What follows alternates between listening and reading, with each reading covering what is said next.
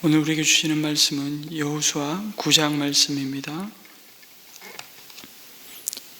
여호수아서 9장 16절에서 27절까지 말씀을 한 절씩 교독하겠습니다.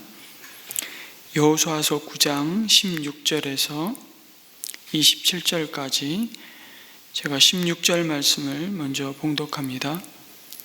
이스라엘 사람들은 그들과 조약을 맺은 지 사흘이 지난 뒤에 자기들과 조약을 맺은 사람들이 가까운 이웃이고 자기들 가까이에서 사는 사람들임을 알게 되었다. 이스라엘 자손은 그리로 가서 보려고 길을 떠났는데 겨우 사흘 만에 자기들과 조약을 맺은 사람들이 살고 있는 여러 성읍에 이르렀다. 그들이 살고 있는 성읍은 기브온과 그비라와 부에롯과 기란 여아림이었다. 그러나 이스라엘 자손은 회중의 주도자들이 주 이스라엘의 하나님의 이름을 두고 조약을 지키기로 그들에게 맹세하였기 때문에 그들을 칠 수 없었다. 그래서 온 회중이 지도자들을 원망하였다. 그러나 모든 지도자들이 온 회중에게 말하였다. 우리가 주 이스라엘 하나님의 이름을 두고 그들에게 맹세하였으므로 그들을 해칠 수 없습니다. 우리가 그들에게 할 일이라고는 그들을 살려두어서 우리가 그들에게 맹세한 맹세 때문에 받게 될 진노가 우리에게 내리지 않게 하는 것뿐입니다. 비록 그들을 살려둔다 하더라도 우리 가운데서 나무 패는 자와 물 깃는 자로 살아가도록 그들을 제한할 것입니다.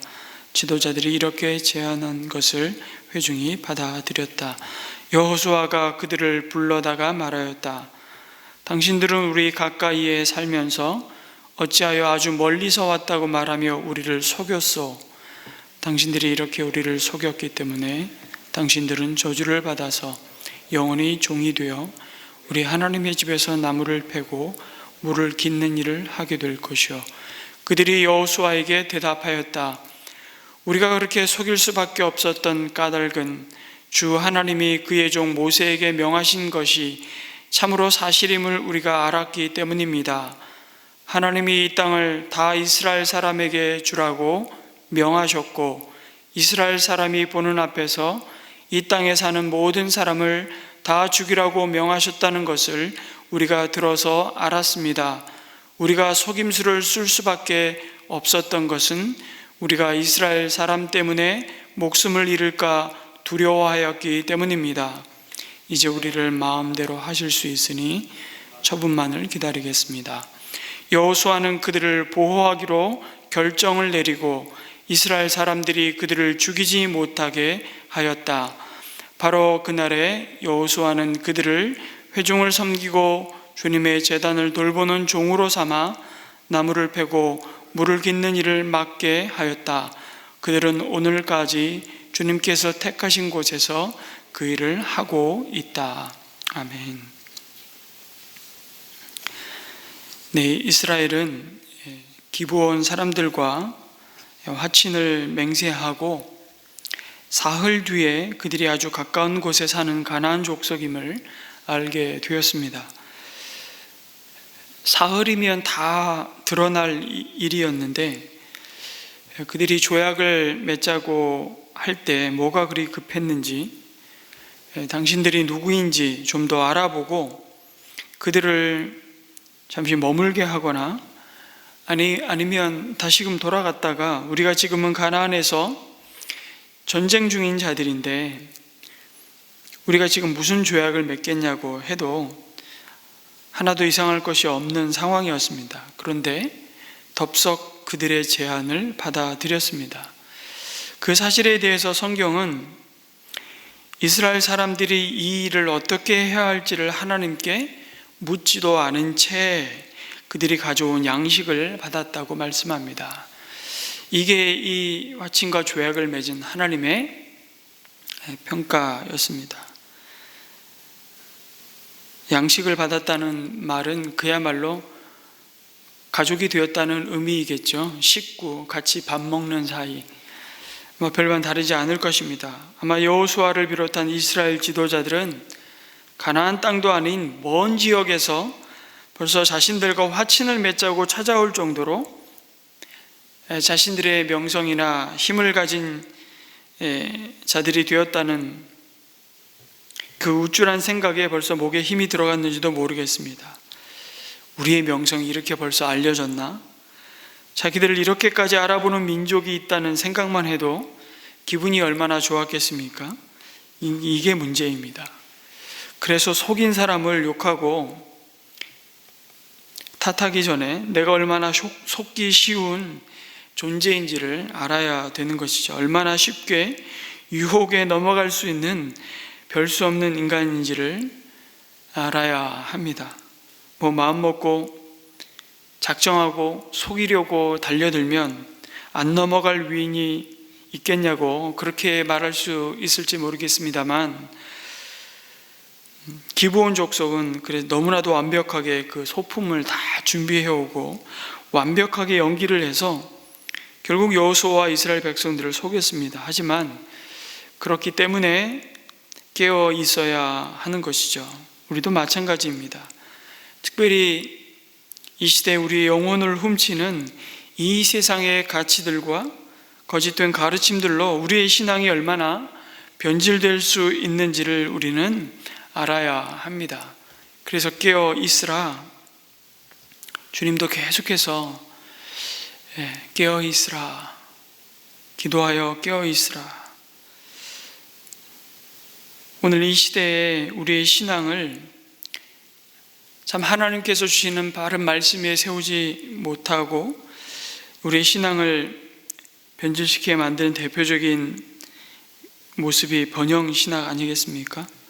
이것은 내가 얼마나 돈을 좋아하고 건강을 탐하다가 속임수에 우리의 신앙이 세속화되는지를 보여줍니다.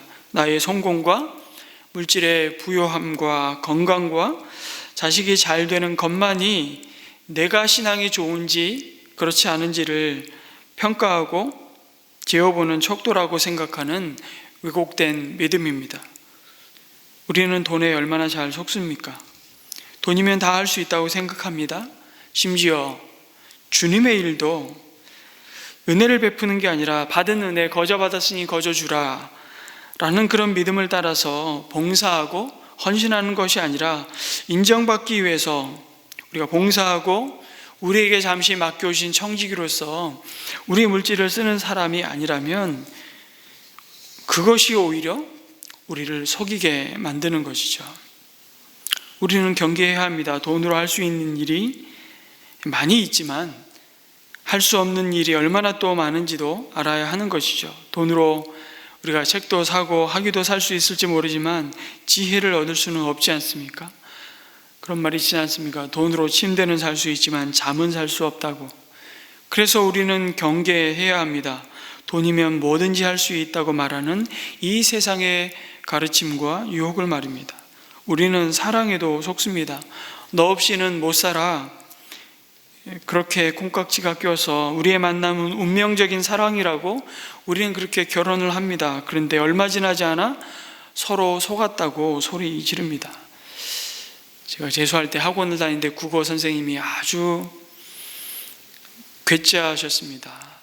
그 당시에 장발머리를 하고 국어를 얼마나 명강히, 그러니까 소위 말하는 세상에서 잘 나가는 학원 강사하셨는데요. 늘 자주 부르는 노래가 그거였다니까요. 결혼식 행진가는 어떻게 부르는 줄 알아? 이러면서 속았구나 속았구나 이러면서 결혼하고 오래지 않아 이런 얘기를 했던 기억이 늘 있습니다. 먼 시를 가르치다가 그렇게 노래를 부르시는 그 모습이 지금도 선한데요. 재산도 성품도 학력도 집안도 우리는 얼마나 안 속기 위해서 그렇게 따집니까? 손해 안 보기 위해서. 그런데 정작 내가 평생을 함께 살 사람이 하나님 앞에 죄인이라는 것을 확실히 고백하고 있는지 그렇지 않은지, 진정 하나님을 믿는 사람인가에 대해 하나님께 우리 물어야 합니다. 예수님을 믿는 우리에게 정말 중요한 것은 그 믿음 하나이기 때문에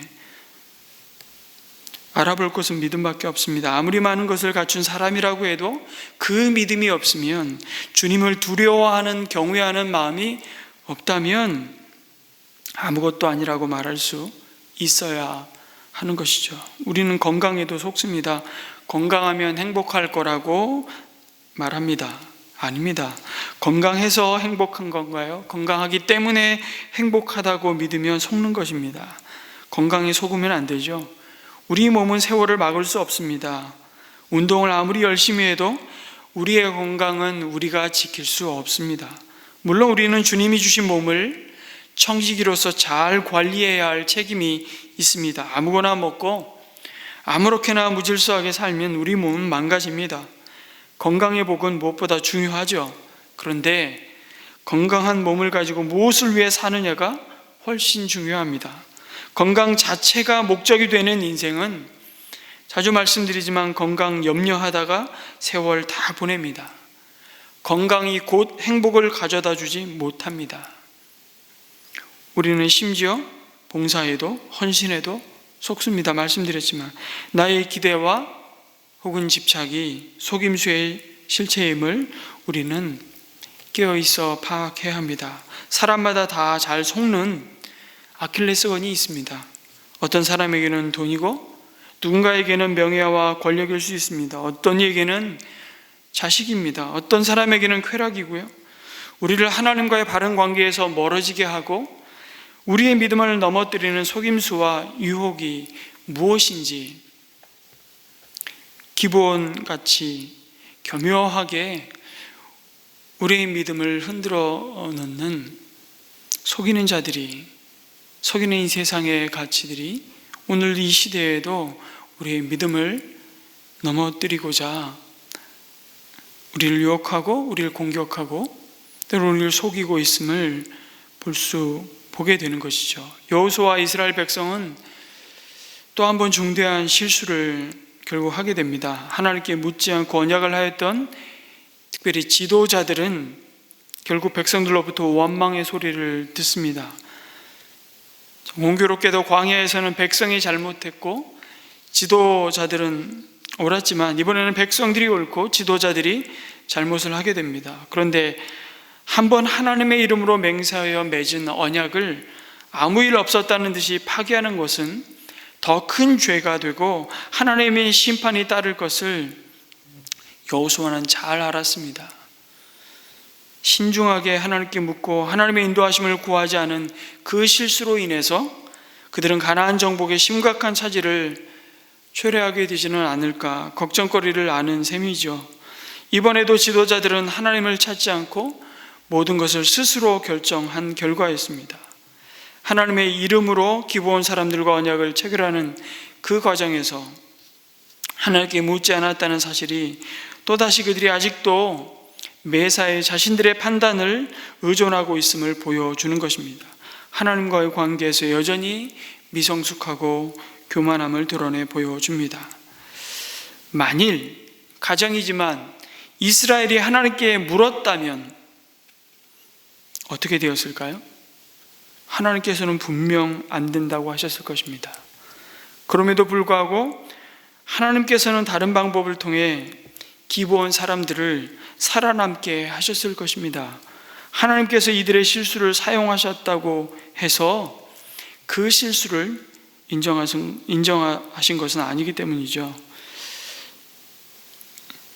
결국 이 사건은 여호수아와 지도자들의 한계를 드러내 보여주는 말씀입니다. 결정을 잘못했기에 지도자는 원망을 받아야 됐고, 원망을 받더라도 정말 중요한 것은 뒷수습을 잘 하는 것입니다.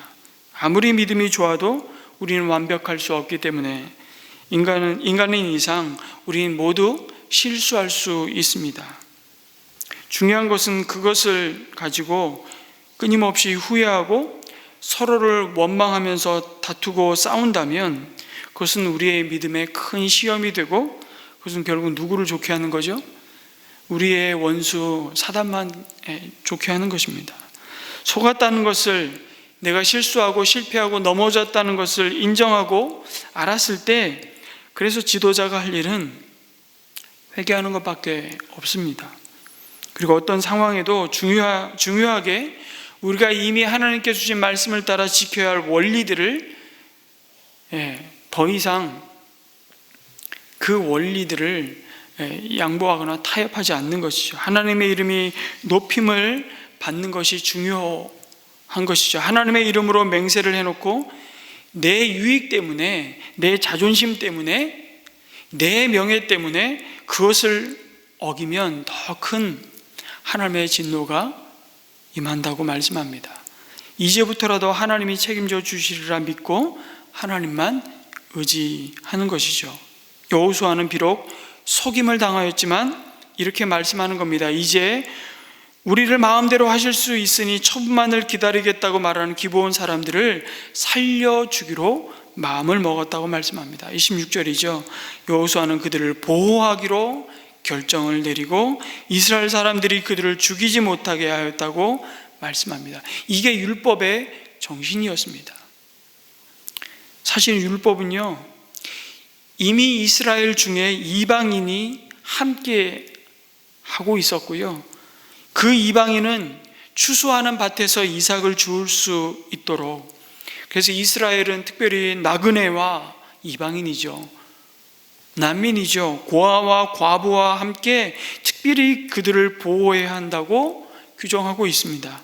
이스라엘이 이들에게 자비를 베풀어야 하는 가장 큰 이유가 뭐라고 주님은 가르치셨습니까? 너희들도 한때 이집트에서 이방인으로 거했기 때문이라고 말씀합니다. 이들이, 그래서 이방인들이 할례를 받았다면 유월절과 안식일과 장막절 등 이스라엘의 그 절기에도 참가할 수 있었습니다. 그리고 이미 라합의 경우에서 우리가 보았듯이 이스라엘 공동체가 닫힌 그런 공동체가 아니었음을 보여줍니다. 이것은 나중에 또 변질되죠.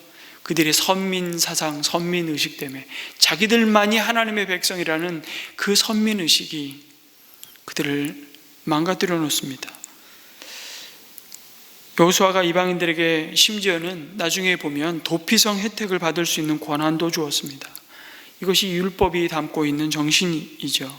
이스라엘 회중을 말할 때 여호수아는 아브라함의 후손뿐만 아니라 하나님을 믿고 신뢰하는 가나안 사람들까지도 이스라엘 회중에 포함시키고 있음을 봅니다. 그들로 영원히 종이 되어서 그리고 하나님 집에서 나무를 패고 물을 깃는 일을 하게 될 것이라고 말씀합니다. 여호수아가 이들을 하나님의 집에 두고자 하는 것은 아마도 그들이 이스라엘 백성에게 끼칠 영향력을 최소화하기 위해서였던 것으로 보입니다. 하나님이 이미 말씀하셨거든요. 모세를 통해서 가나안 족속을 두지 말라. 왜냐하면 그들이 오히려 너희들로 하여금 죄를 짓게 만들 것이다. 그래서 이 기브온 사람들은 이 이후로 평생 그 후손이 대대로 이스라엘의 군대로 징집되지 않았습니다. 레위인과 함께 성전과 성막에서 정말 허드렛 일을 하는 사람들로 이스라엘 백성들의 한 백성이 되어 지내는 것을 볼 수 있죠. 그들을 이왕이면 군인들로 징집해가지고 전쟁에 나가서 싸웠으면 얼마나 도움이 되고 힘이 되었겠습니까? 그런데 여호수아는 알았던 거죠. 이들로부터 도움을 받는 것을 하나님이 원치 않으셨다는 사실을. 결과적으로 여호수아는 저주받은 기브온 사람들을 이스라엘의 가장 거룩한 곳에 둡니다. 아이러니하죠?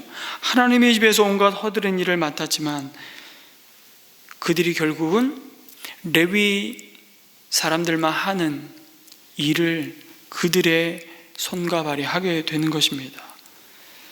나의 부족함 때문에 종의 위치에 있어도 하나님만 바라볼 수 있다는 것이 얼마나 큰 축복인지를 이 기브온 사람들을 통해서 보여주십니다.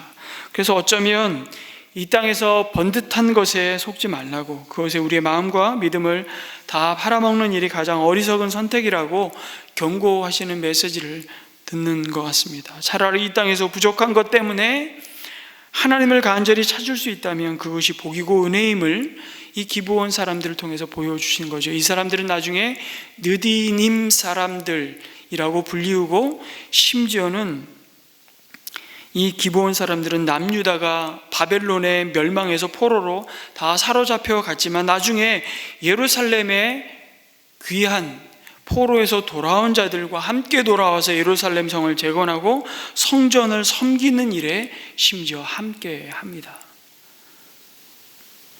여러분, 우리 모두 하나님 앞에서 기브온 사람들보다 더하면 더했지, 우리 늘 속이는 자요 또한 속는 자임을 고백하지 않을 수 없습니다. 더한 죄를 짓고 산 자들이죠. 우리는 다 죄와 허물로 죽을 수밖에 없는 자가 아니라 이미 죽었던 자들이었습니다. 죄와 허물로 자신도 속이고 남도 속이며 하나님도 속일 수 있다고 착각하며 방자히 행했던, 죄와 사망의 저주 아래 종노릇하던 자들이었습니다. 우리가 바로 기브온 사람들이라고 성경은 말씀합니다. 그런데 끝없는 그 주님의 사랑과 그 십자가의 은혜로 하나님의 언약 아래, 그 은혜 아래 돌아온 자들이 되었고, 그것이 우리가 자랑할 수 있는 가장 큰 복이라고 말씀합니다. 오늘 이 아침 여러분, 나는 속은 자입니까? 아니면 속인 자입니까? 속은 자로서 용서와 사랑을 보이면서 오히려 그 대상을 향해서 하나님의 이름으로 자비를 베풀며 그 영혼을 구원할 기회로 삼기를 오늘 이 아침 말씀을 통해서 우리 가운데 교훈해 주고 있습니다. 또한 속인 자로서 어떤 처분에도 따르며 겸손한 태도를 보이라고 기브온 사람들이 그렇게 말했던 것처럼 당신의 처분에 맡기겠습니다. 우리는 하나님 앞에서 늘 속인 자요 또 속은 자인 자들임을 고백하지 않을 수 없습니다.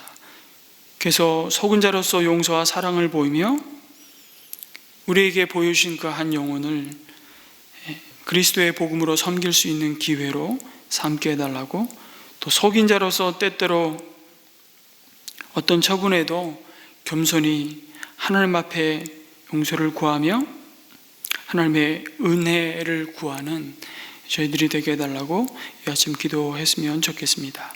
오늘 목요일은 우리 가정을 위해서, 우리 자녀들을 위해서 우리 함께 기도했으면 좋겠습니다. 각자 가지고 나오신 기도의 제목을 올려드리고 돌아가도록 하겠습니다.